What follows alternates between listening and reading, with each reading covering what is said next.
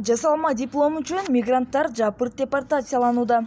Финляндиянын миграция кызматы быйылкы жылы Өзбекстандык 139 жаранды өлкөдөн депортациялаган. Бул тууралуу чет элдик булактар жазды. Чыккан маалыматтарга ылайык, Өзбекстандын дагы 219 жараны жакын арада өлкөдөн чыгарылат. Булардан сырткары 258 өзбекстандыкка бул мамлекетте иштөөгө уруксат берилген эмес.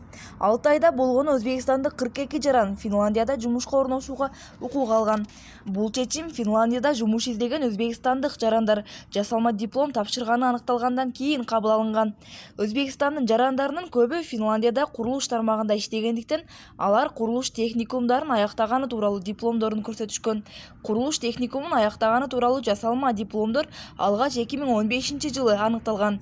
2016 жылы алардын саны бир нечеге жеткен.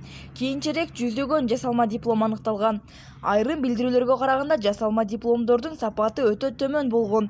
Диплом берген курулуш техникуму Өзбекстанда 26 жыл мурун эле иштебей калган. Булак элдик медиа.